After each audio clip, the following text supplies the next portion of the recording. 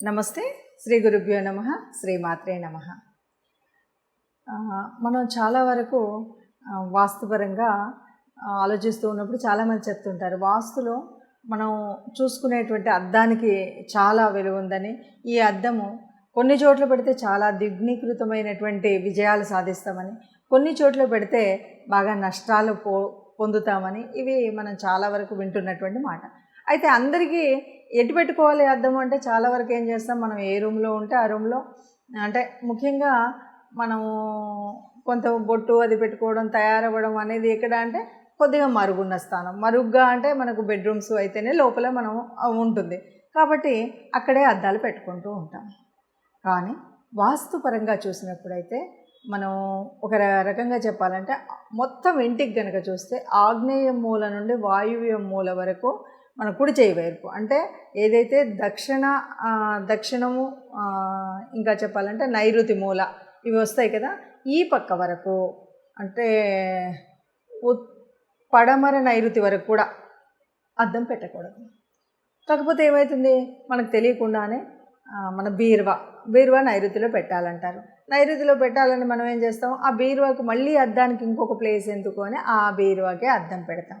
దీనివల్ల ఏమవుతుంది, మనము నైరుతి మూలలో అద్దాన్ని పెట్టుకున్న వాళ్ళం అవుతాం. మనం ఏ బీరువా అయితే పెడితే ఆర్థికంగా బాగుంటుంది ఇక్కడ ఈ స్థలంలో అనుకున్నటువంటి మనము నైరుతిలో అద్దం పెట్టుకొని మనం పదే పదే మన ముఖాన్ని అందులో చూసుకోవడం వల్ల ఇది నెగిటివ్ అవుతుంది. మరి ఎక్కడ పెట్టాలి అంటే చిన్న మాటతో చెప్పాలంటే మనం ఉత్తరం వైపు, ఇంటికి మొత్తంలో అయినా లేదు తప్పనిసరి లోపలి భాగంలోనే చూసుకోవాలి, బెడ్రూమ్స్లో అంటే గనక మనం పెట్టుకోవాల్సింది ఉత్తరం వైపు, లేదు తూర్పు వైపు. ఉత్తరం తూర్పు అన్నారు కదా అని మళ్ళీ ఇంకో పొరపాటు చేసే అవకాశం ఉంటుంది. ఈశాన్య మూలలో మళ్ళీ అద్దాన్ని పెట్టడం అనేటువంటిది చేయకండి.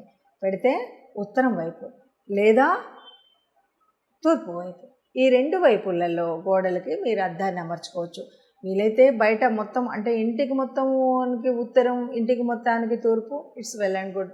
అలా కాలేదు, బొట్టుని ఇక్కడ బయట ఎట్లా పెట్టుకుంటాం, తల ఎలా బయట దూకుంటాం అంటే బెడ్రూమ్స్లో అయినా ఉత్తరం తూర్పు దిశలుగా మనం అద్దాన్ని పెట్టుకున్నట్టయితే చక్కటి విజయాలు, అంటే మన ముఖం ప్రశాంతంగా ఉండడం, మనల్ని మనం చూసుకున్నప్పుడు పాజిటివ్ ఎనర్జీ క్రియేట్ అవ్వడం, ఇలా ఓవరాల్గా ఏమవుతుందంటే ఇల్లంతా కూడా పాజిటివ్ ఎనర్జీ క్రియేట్ అవుతుంది. అందువల్ల అద్దాలు అమర్చుకోవాలి.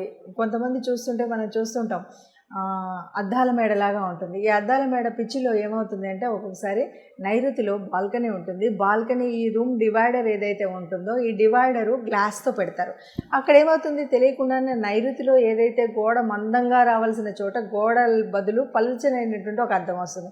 ఒకటి అద్దము, రెండు గోడ యొక్క సాంద్రత తగ్గిపోయింది. ఇది చాలా నెగిటివ్ అవుతుంది. ఇట్లాంటివన్నీ కూడా చూసుకోవాలి. అంటే ఇది వేరు కదా, మనం చూసుకునే అద్దం కాదు కదా అనేటువంటి ఆ భావన కాకుండా, అద్దము అంటే గ్లాస్ అనేటువంటిది ఎక్కడైనా అద్దమే.